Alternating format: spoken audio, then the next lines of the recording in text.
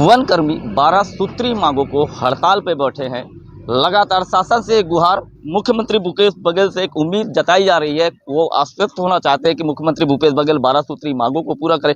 हालांकि राजनीति की शिखर की बात करें, अग्रिम 2023 में चुनाव भी है, तो हर वो तबके को खुश करना होगा, क्योंकि राजनीति की शिखर और सत्ता अगर हासिल करना है तो ये राह सरल करनी पड़ेगी और सबको आश्वस्त करके अपने पक्ष में लाना पड़ेगा। फिलहाल वन कर्मी हमारे साथ बहुत सारे लोग मौजूद है, उनसे जानेंगे किस प्रकार आप लोग आंदोलन में हैं।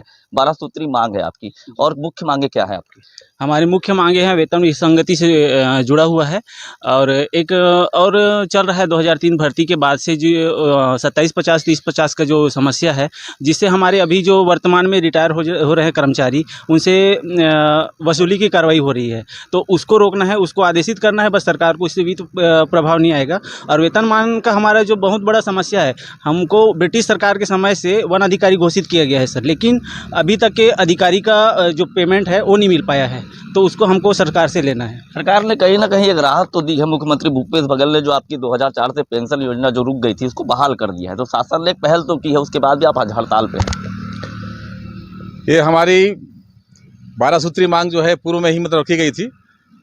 इसके पश्चात ही निर्णय हुआ है 2003 के पश्चात वेतन पुरानी पेंशन बहाली का।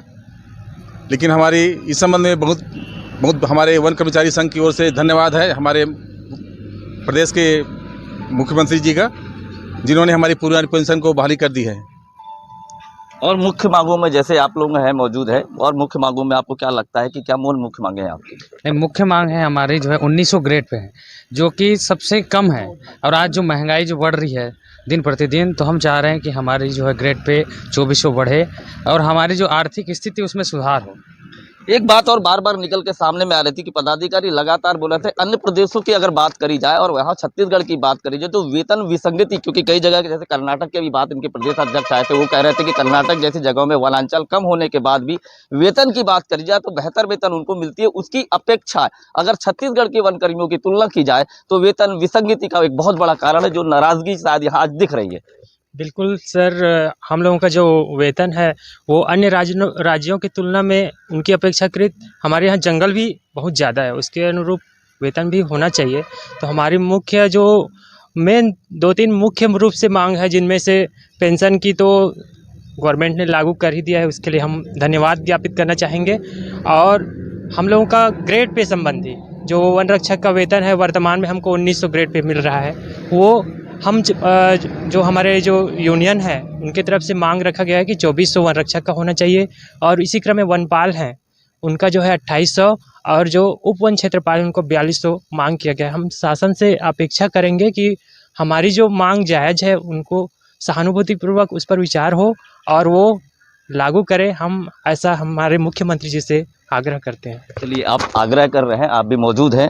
वेतन विसंगति की जो एक बात आ रही थी, जैसे मैंने अभी भी कहा कि कर्नाटक में वनांचल क्षेत्र कम है, उसकी चूंकि उसकी अपेक्षा अगर बात की जाए कि छत्तीसगढ़ में वन कर्मी बहुत ज़्यादा काम करना पड़ता है, वेतन का अंतर, ये नाराजगी का बहुत बड़ा कारण है। जी, ये तो नाराज़गी का बहुत बड़ा कारण है, क्योंकि आप सभी जानते हैं कि एक वन कर्मचारी 24 घंटे अपनी ड्यूटी करता है, और उसकी अपेक्षा आज के डेट में आप देखेंगे कि महंगाई किस हद तक बढ़ चुका है। एक वन कर्मचारी को आज के समय में अपने परिवार को पालन पोषण करने के लिए, अपने बच्चों को उच्च शिक्षा के लिए बहुत ज़्यादा प्रयास करना पड़ता है, जिसके लिए उसको एक सम्मानजनक वेतनमान का होना उसके लिए बहुत आवश्यक है। बाकी कर्मचारियों की अपेक्षा हम लोगों को जो ग्रेड पे है वो बहुत कम है। जैसे कि आप जानते हैं कि हमारा ग्रेड पे जो है वो 1900 रुपये है, और वन रक्षक का, वनपाल का है 2200 रुपये, और उपवन क्षेत्रपाल का है जो है 2800 रुपये, 2400 रुपये। लेकिन वो क्या है, वो हमारे लिए बहुत कम है आज के समय के महंगाई को देखते अनुसार। इसलिए हम सभी ये चाहते हैं कि शासन जल्दी से हमारी 12 सूत्री मांगों को संज्ञान में ले, उसको गंभीरता से ले, और उसको शीघ्र अतिशीघ्र उसको ठोस कदम उठाए कि उन सभी 12 सूत्री मांगों को पूरा करे। नहीं तो हम अपने हड़ताल से पीछे नहीं हटेंगे। प्रदेश अध्यक्ष अभी मौजूद हुए थे, आप लोगों में जोश भरने के लिए मौजूद हुए, आप लोगों में जोश भरा गया और आपकी एकजुटता दिख रही थी, हम साथ हैं, साथ लड़ेंगे और जीतेंगे। तो क्या लगता है प्रदेश अध्यक्ष आने से जो ये संगठन है आपका, पूरे अगर बस्तर संभाग की बात करें, कोई परिवर्तन आएगा, एक जोश आ रहा है आप लोगों में? जी, जो भी नकारात्मक था वो प्रदेश अध्यक्ष के आने के बाद एकदम उत्साहित हो गए हैं, और जो पीछे हटने के वो स्थिति बननी थी वो बिल्कुल नहीं बनेगी, क्योंकि हमारी जोश के कारण प्रांत अध्यक्ष हमारे बीच में उपस्थित हुए हैं सर। तो बिल्कुल ये उम्मीद तो बनती है कि गवर्नमेंट को हमारा वेतनमान का समस्या जो है उसको समाधान करना चाहिए जल्दी से।